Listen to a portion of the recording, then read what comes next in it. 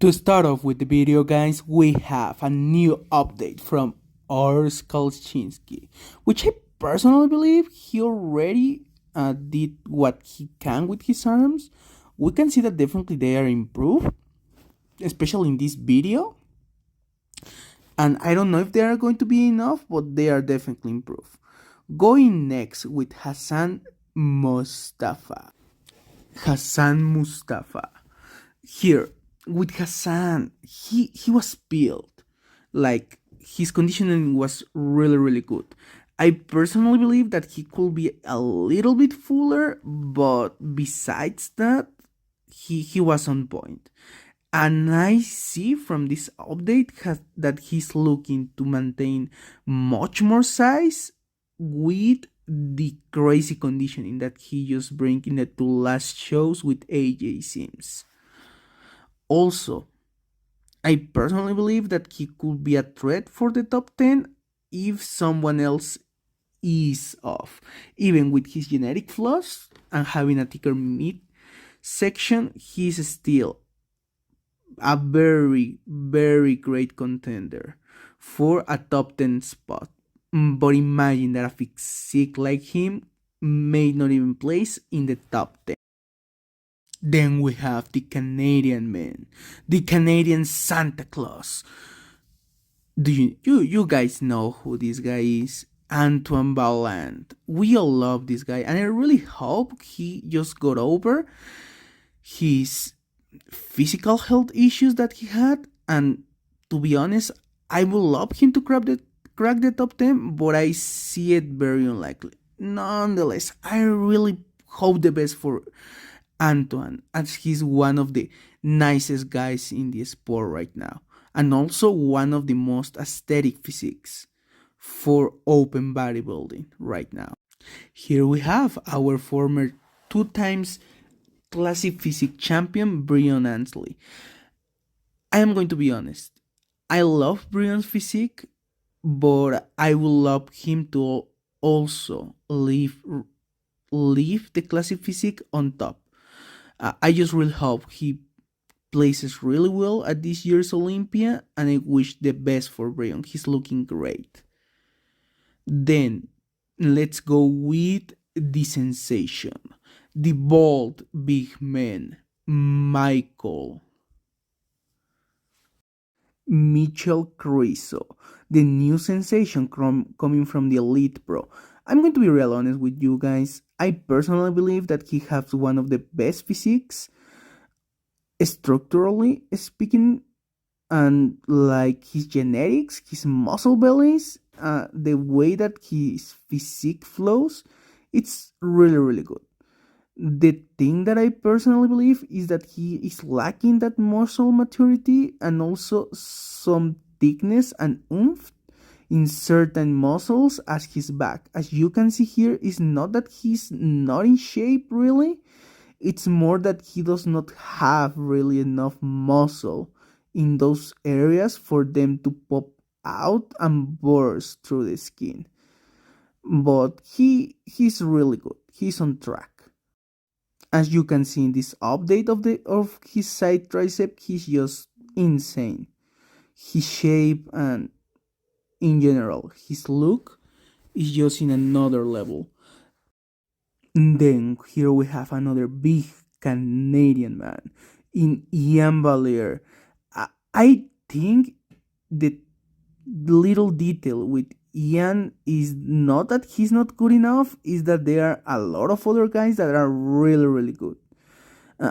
I personally believe that Ian could eventually enter into that top 6, but if he's able to stay in the top 7 as like that gatekeeper that he have been since 2020, placing in basically 7th place, it's going to be a great accomplishment.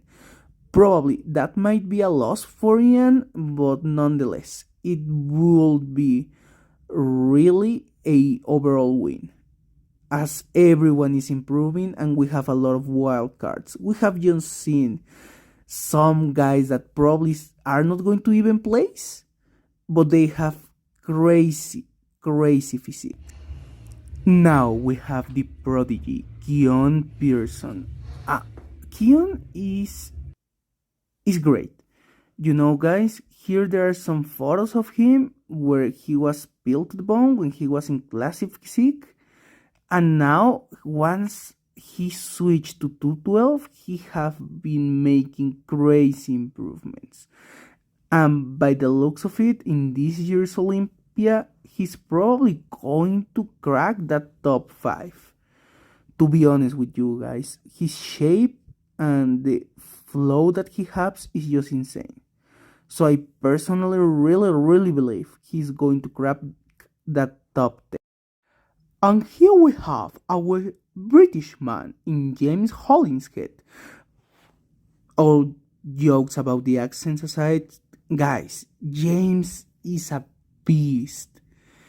When have you seen a guy 5 weeks out repping in the bench press for freaking plates for reps? It's mind blowing to me. He's that strong that he can be almost getting into the Olympia repping that much weight. It's just mind blowing, to be honest. And also he looks really good. You can see from these updates from the back, and also some of their most recent ones. His side chest, he really is. It's looking great. He even it's like squatting 5 plates more. I believe these are 6 7 plates, 6 plates, 6 7 7 plates, which is mind blowing.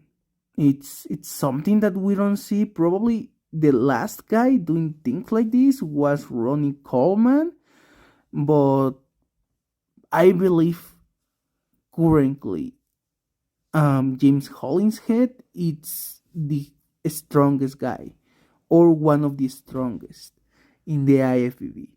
Uh, I don't really know if there's someone stronger than James, but pound for pound, his his strength is freaky, just freaky.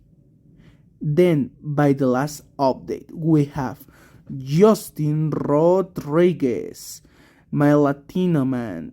I really like Justin's physique, and mainly because of the way he presents it.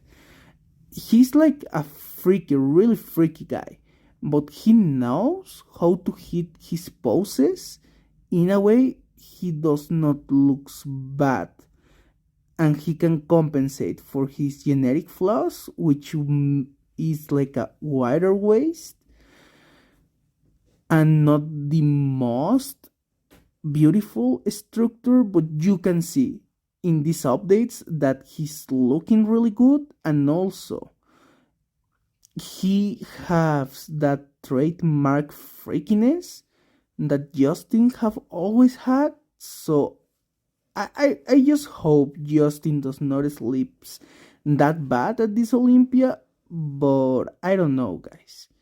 There's always a possibility. And I really hope Justin does well. So guys, let me know what do you think about these updates, about how the future is looking for some of these guys. And what are your predictions for the next Olympia? Do you think Justin is going to place? Is he going to sleep? Or where does he is going to be on the next Olympia? Share your comments below and let me know. I wish you the best and bye bye.